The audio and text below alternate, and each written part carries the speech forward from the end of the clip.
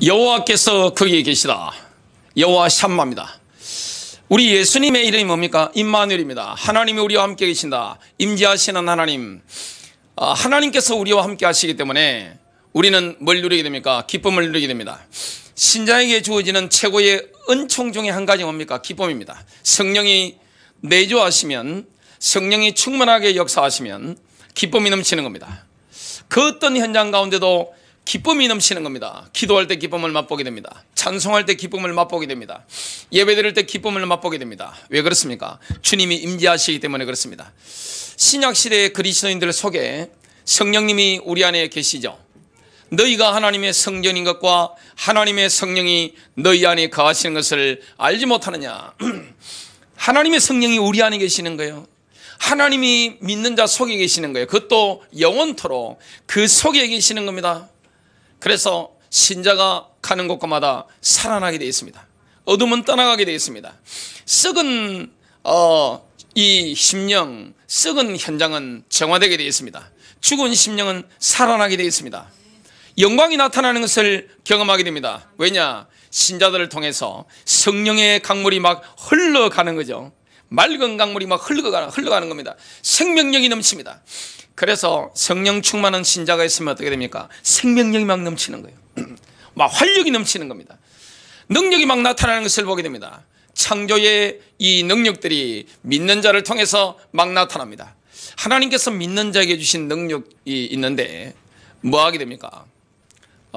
구상할 수 있는 능력, 설계할 수 있는 능력, 그리고 그것을 말할 수 있는 능력, 창조할 수 있는 능력입니다. 창조가 막 일어나는 거죠.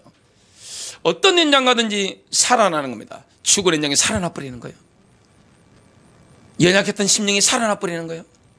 신자가 들어갔더니만, 요셉이 들어갔더니만 축복이 막 넘치는 거예요. 막 담름으로 막 넘쳐서 막 뻗어나가는 겁니다. 이것이 바로 하나님의 나라의 능력입니다. 그래서 신자에게 뭐가 없습니까? 어둠이 없는 거예요. 믿는 자는 죽는 순간에도 기쁘죠. 잘 가? 나 간다? 인사하고 가는 거예요. 믿는 자는 막 죽을 때 막 벽을 막 긁으면서 피가 막 나면서 그냥 안 간다! 그렇게 하지 않습니다. 나 간다? 천사가 봤어. 믿는 자는 코로나 이 폐렴이 와가지고 갇혀있어도 어떻게 됩니까? 병원에서 뛸 정도로 기쁘죠. 미칠 것 같아요. 제가 다 경험한 겁니다. 너무 기뻐서 미칠 것 같아요. 저는 감옥에 안 들어가 봤는데 감옥 가도 마찬가지겠죠. 어떤 현장이든지 뭐가 넘칩니까?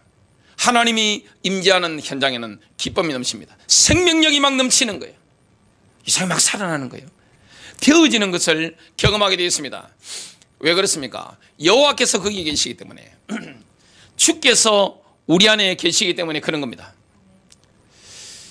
그래서 복음이 들어갔던 그 현장들, 복음은 주로 동에서 서해로 막 뻗어나가죠. 그 복음의 불길을 타고, 복음의 강줄기를 타고 문명이 막 살아났습니다. 문화가 막 꽃을 피웠습니다. 막 민족들이 막 일어나는 거예요. 강력해지는 겁니다. 왜 그렇습니까? 하나님의 임재가 있기 때문에. 하나님의 임재, 그 임재가 믿는 자 속에 있는 거예요.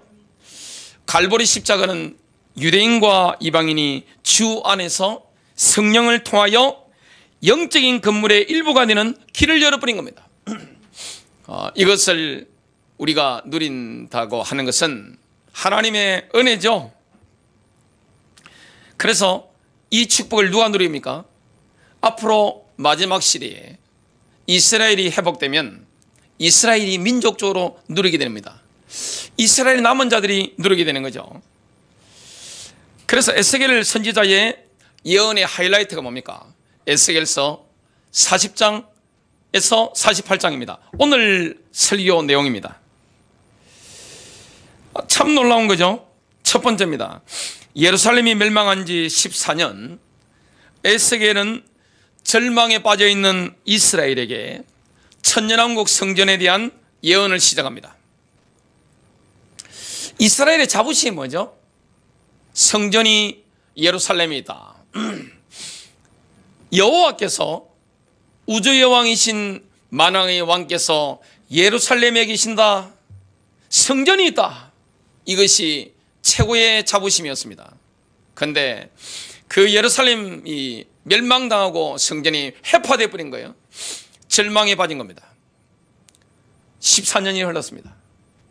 그때 천년왕국 성전이 세워져서 하나님이 임재하신다. 그걸 예언을 시작하는 겁니다.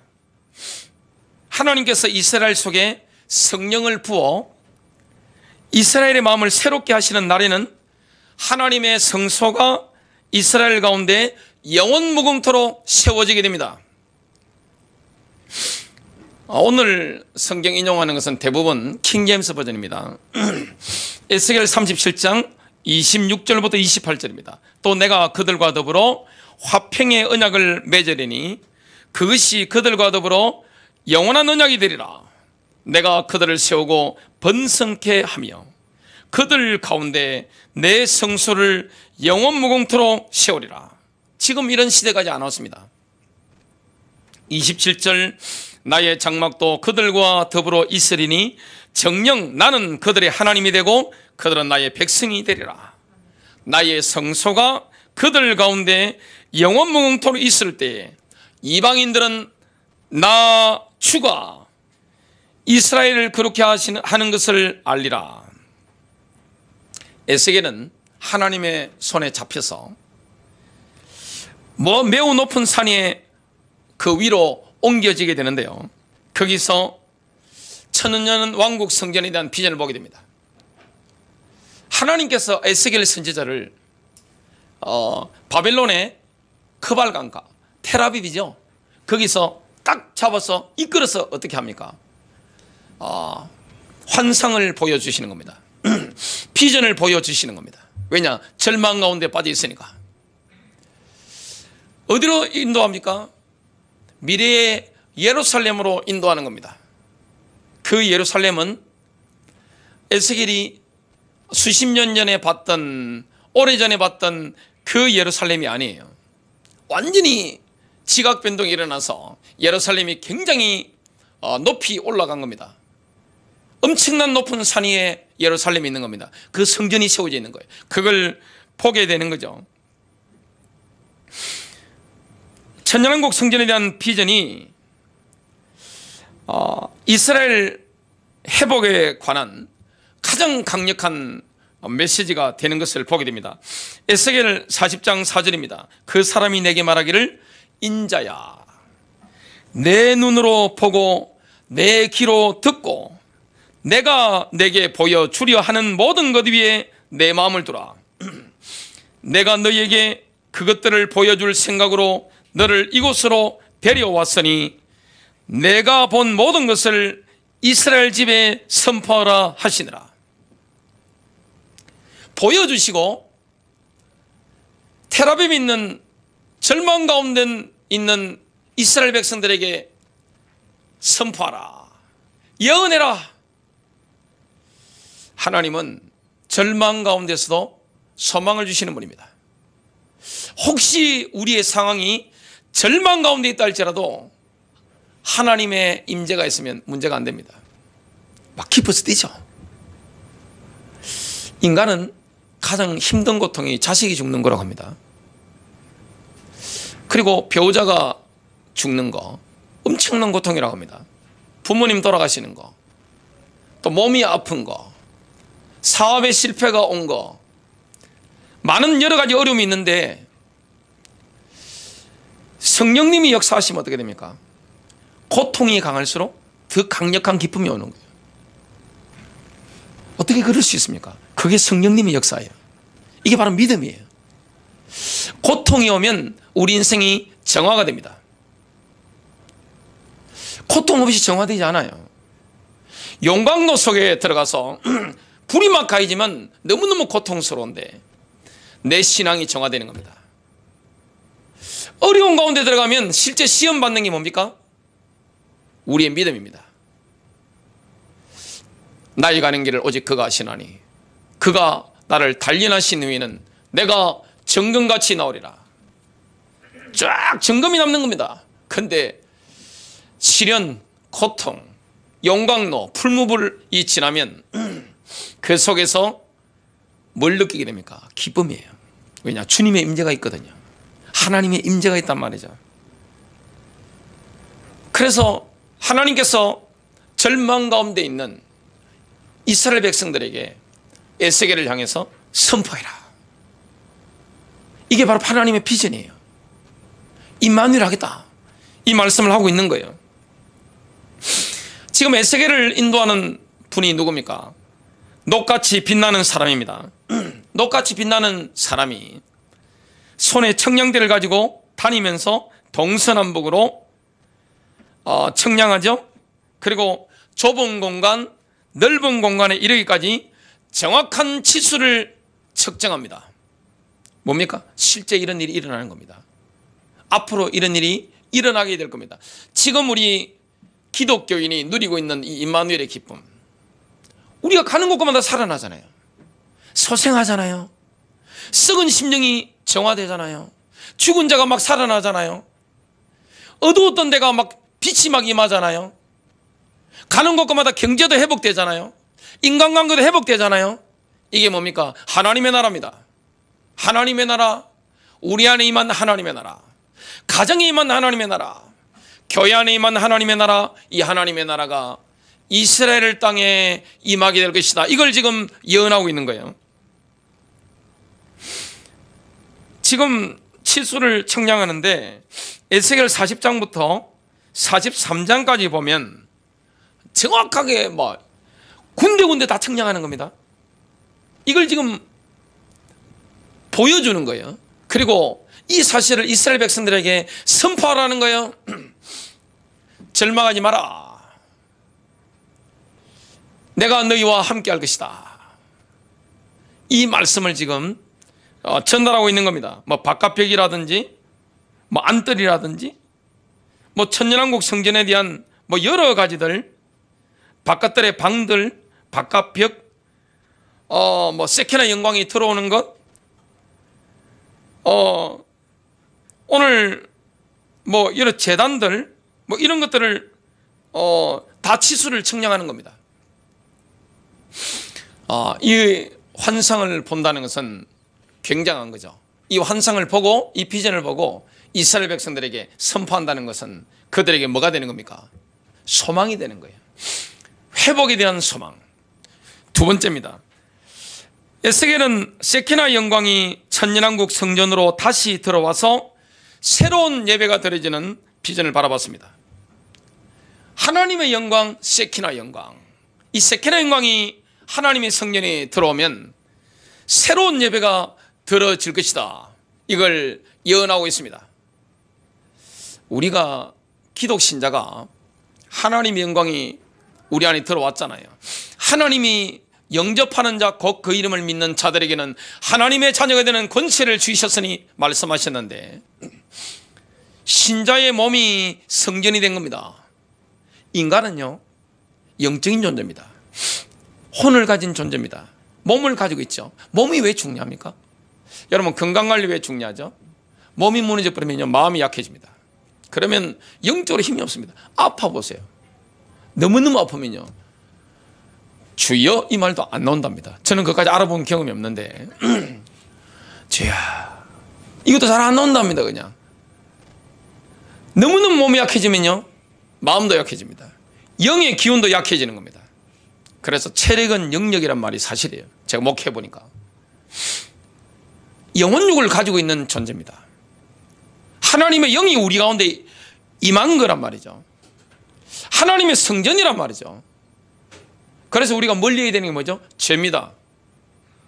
죄를 멀리할수록 예수의 십자가로 성령의 물로, 말씀의 물로 씻을수록 하나님 임재가 더 강력해지죠. 그러면 기쁨이 더 강해진다는 것을 경험하게 됩니다. 이걸 앞으로 이스라엘이 맛보게 되는 거예요. 지금 우리가 지금 맛배기로 다 맛보고 있는 겁니다. 세키나 영광이 예루살렘의 천년왕국 성전으로 다시 돌아오는 장면을 이스라엘 회복의 하이라이트로 제시한 사람이 바로 에스겔 선지자입니다. 에스겔 43장 2절입니다. 보라, 이스라엘의 하나님의 영광이 동편의 길로부터 임하였으니 그분의 음성이 많은 물소리 같으며 땅이 그의 영광과 함께 빛나더라. 땅도 빛이 나는 거예요. 여러분, 영광이 임하면요, 땅도 빛이 납니다. 신자가 하나님의 영광으로 충만하면 어떻게 됩니까? 성령으로 충만하면 어떻게 됩니까? 얼굴이 빛이 나잖아요. 눈에 빛이 나잖아요. 아무리 잘생긴 사람도요, 남자든 여자든 늘 염려하고 늘 걱정하고 늘 분노하고 욕심이 꽉 차 있어 보세요. 전혀 예쁘지 않고 잘생기지 않습니다. 근데 하나님의 성령이 충만한 사람들 한번 보세요. 너무너무 아름답잖아요. 설교할 때 보면 제가 늘 보람을 느끼는 게 뭐냐면, 이전에 여러분들 얼굴과 지금 얼굴이 많이 바뀌었다는 거. 걸리면 죽는다, 막 이런 인상 가지고 오신 분들이 하나님 말씀을 자꾸 듣고 기도하다 보니까 훤하단 말이죠. 살기가 없어지는 거예요. 그리고 탁한 기운들이 많이 빠져나가는 거예요. 그래도 부족하죠. 근데 앞으로 계속 더 밝아지는 거예요. 우리는 예수님의 제자잖아요. 그럼 누구를 닮게 되어 있습니까? 예수님을 닮아가는 거죠. 예수님이 얼마나 밝으셨어요? 예수님 얼마나 맑으셨어요? 그 증거, 어린아이들이 예수님께 붙는 겁니다. 창녀들이 붙는 겁니다. 도둑놈들이 와서 붙는 겁니다. 매국노라고 손가락질 받던 사람들이 붙는 겁니다. 왜냐? 알거든요. 복음의 그 맑음, 복음의 생명력, 복음의 능력, 예수님께 붙었다면 다 살아버리는 겁니다. 그 은혜가 이스라엘 민족에게 일어나는 겁니다. 그게 바로 이스라엘의 회복입니다. 세키나 영광이 동쪽 대문을 경유하여 다시 오셨고 다시 떠나지 않을 것이기 때문에 바깥 동쪽 대문은 영구히 닫히게 됩니다. 천년왕국 내내 동쪽 대문이 딱 닫혀버리는 겁니다. 에스겔 44장 2절입니다. 그때 주께서 내게 이르시되 이 문은 닫히고 열리지 아니할 것이며 아무도 그것을 통해 들어오지 아니하리니 이는 주 곧 이스라엘의 하나님이 그것을 통해 들어왔기 때문이라. 그러므로 그것을 닫을지니라. 조선시대도요, 제사를 지낸다든지 왕궁에 보면 왕이 걷는 길이 있습니다. 거기는 아무도 못 걸어요. 왕밖에는 못 걸어요. 이거는 동서양 마찬가지입니다. 하나님이 들어오셨단 말이죠. 동편으로. 그 하나님이 지나간 길을 일반인이 어떻게 지나갑니까? 그 거룩한 길을. 그래서 천년왕국 내내 일반인들이 그 동쪽 문을 출입하지 못하도록 영구히 닫아버리는 겁니다. 그걸 말씀하고 있는 거예요. 하나님이신 메시아께서 예루살렘에 거하시면서 통치하시기 때문에 천년왕국 성전에는 언약궤가 없습니다. 예레미야서 3장 16절입니다. 너희가 그때 그 땅에서 번식하고 융성하게 되면 사람들은 주의 언약궤를 더 이상 말하지 아니할 것이요 가보지도 아니할 것이며 더 이상 만들지도 아니할 것이라. 천년왕국 때는 예루살렘이 전 세계의 수도가 됩니다. 그래서 예루살렘은 여호와의 보좌로 불리는 겁니다. 하나님께서 계시는 곳, 그게 바로 예루살렘이 되는 겁니다. 그게 바로 성전의 영광이에요. 하나님의 영광입니다. 세 번째입니다. 에스겔은 이스라엘의 12지파가 성전에서 흘러나온 물로 인해 풍요롭게 변화된 땅을 전부 차지하는 비전을 바라봅니다. 이런 시기는 이스라엘에 없었습니다. 지금 에스겔서에서 예언하고 있는 것은 먼 미래의 일입니다. 참 놀라운 거죠. 에스겔은 성전 문 앞에서 발원한 물이 단을 지나고 바깥들 동문의 남쪽 담을 따라 흘러 강을 이루며 사해로 내려가는 비전을 바라봤습니다. 놀라운 거죠.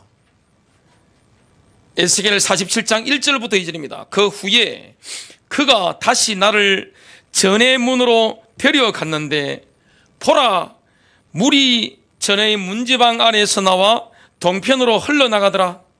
이는 그 전에 전면이 동쪽을 향해 서 있고 물이 오른편 아래에서 나와 제단 남쪽에서 흘러내려감이라.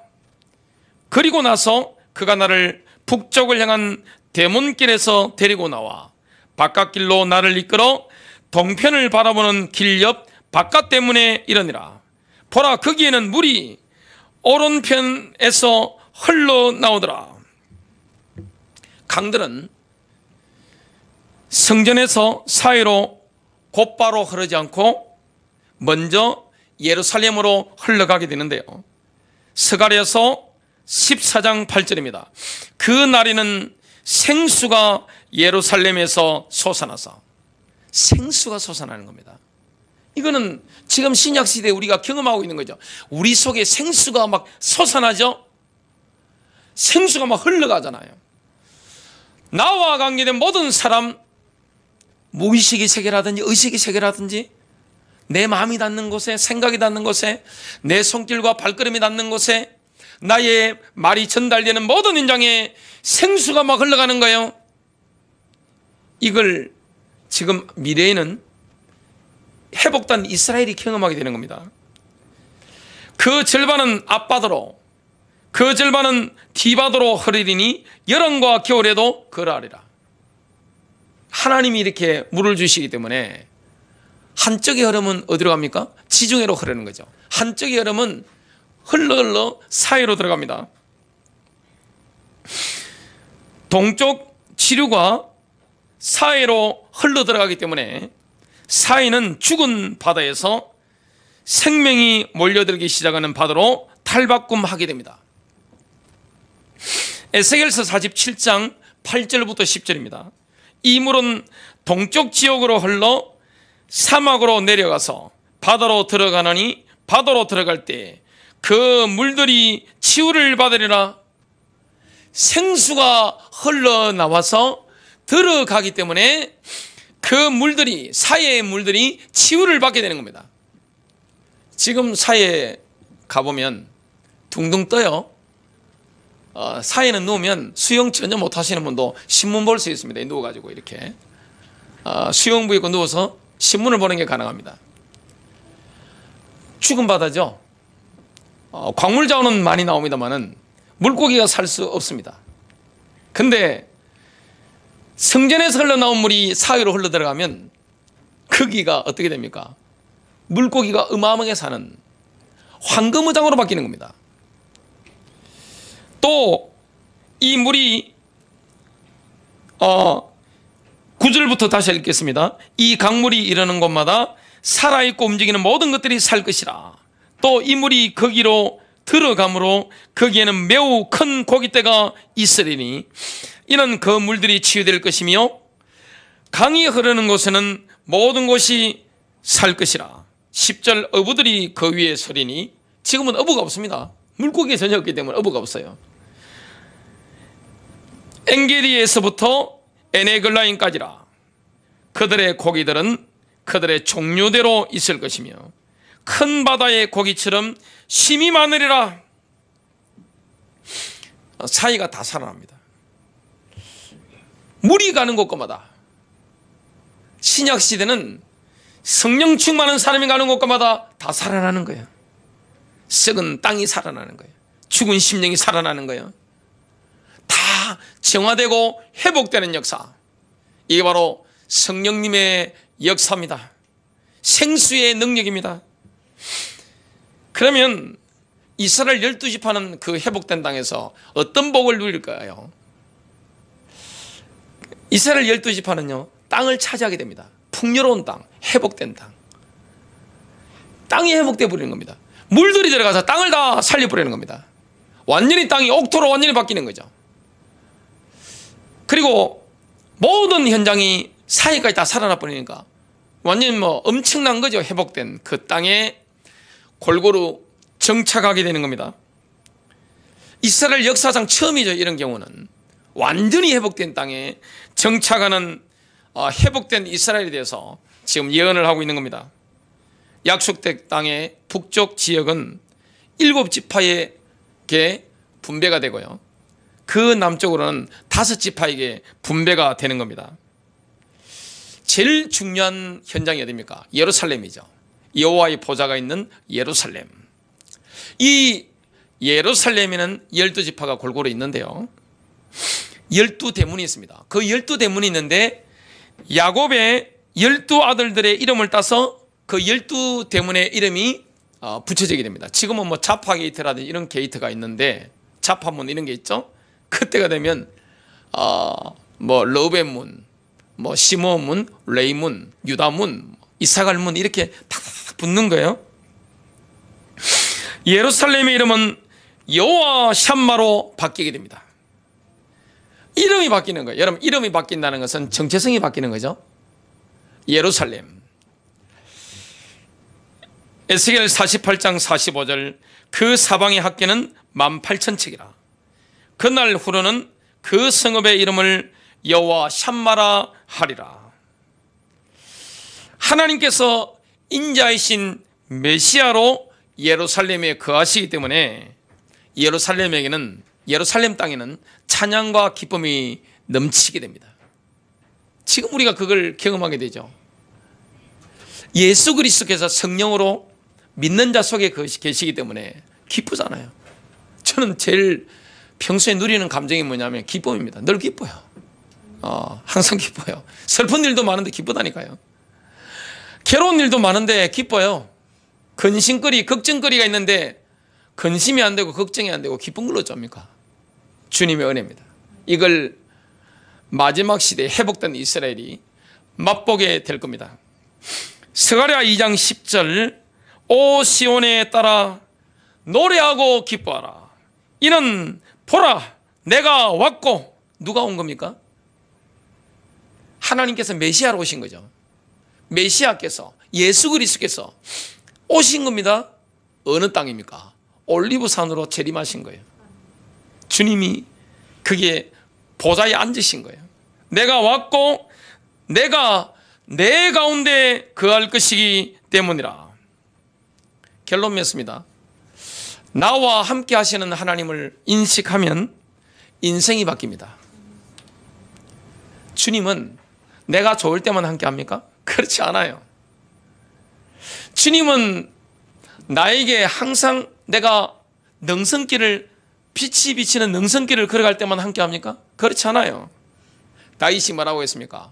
사망이 엄침한 골짜기로 다닐지라도 해를 두려워하지 않을 것은 주께서 나와 함께 하심이라. 해를 끼치는 존재가 있죠. 어둠의 골짜기를 지나가면 뒤에서 해를 끼치려고 하는 어둠의 영들이 있습니다. 어둠의 사람들이 있을 수 있습니다. 두려워할 필요가 없는 겁니다. 왜냐? 주께서 함께 하는 겁니다. 어떤 현장 가운데 서든지 주님은 우리와 함께 합니다. 이걸 정말로 믿는다면 인생이 달라집니다. 승리하시기를 주님의 이름으로 축복합니다.